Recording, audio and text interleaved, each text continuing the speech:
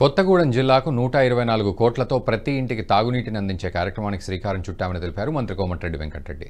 మరో 6 నెలల్లో కొత్తగూడెంలోని ప్రతి ఇంటికి తాగునీరు అందుతుందన్నారు. రాష్ట్రంలో మరో 12 ఆర్ఓబీల నిర్మాణానికి కేంద్ర మంత్రి నితిన్ గడ్కరీని కలిశామని, అందులో కొత్తగూడెం కూడా ఉందన్నారు కోమటిరెడ్డి.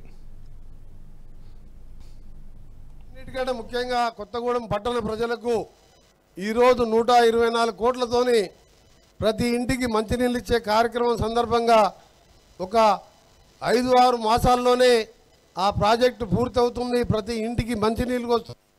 పట్టణ ప్రజలందరూ కూడా ఈ సందర్భంగా శుభాకాంక్షలతో పాటు మీ ఎమ్మెల్యే గారికి అభినందనలు.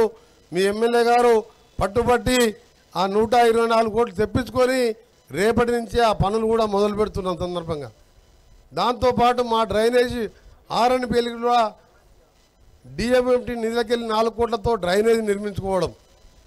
ఇంకొకటి నిన్ననే నేను భట్టి గారు పొంగులేటి అన్నగారు గడ్కరీ గారిని కలిసినప్పుడు ఇక్కడ ఆర్ఓబీ గురించి సేతు బంధు కింద 148 కోట్లతోని ఒక ఆర్ఓబీకి 12 ఆర్ఓబీలు ఇచ్చినాం మేము.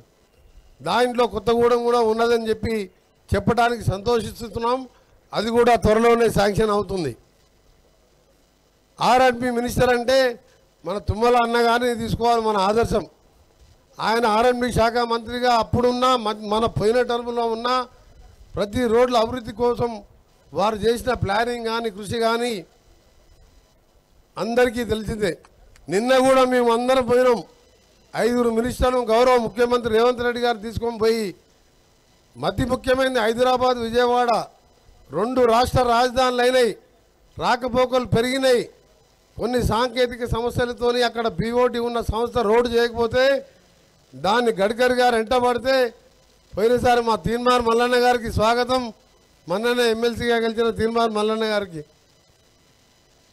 ఆ రోడ్డు మీద 3 సంవత్సరాలుగా పార్లమెంట్లో కొట్లాడినా కోర్టులో లీగల్ సమస్యలుండి అప్పటి సంస్థగా చేయకపోతే దాన్ని క్లోజ్ చేపించి వచ్చే నెలాఖరికి టెండర్ నోటీస్ ఇచ్చి ఆగస్టు సెప్టెంబర్లో దాన్ని పనులు ప్రారంభించే విధంగా హైదరాబాద్ విజయవాడ హైదరాబాద్ మల్కాపూర్ వరకు ఇప్పుడు 600 కోట్లతో గతంలో నేను ఎంపీగా ఉన్నప్పుడు చేపించాను.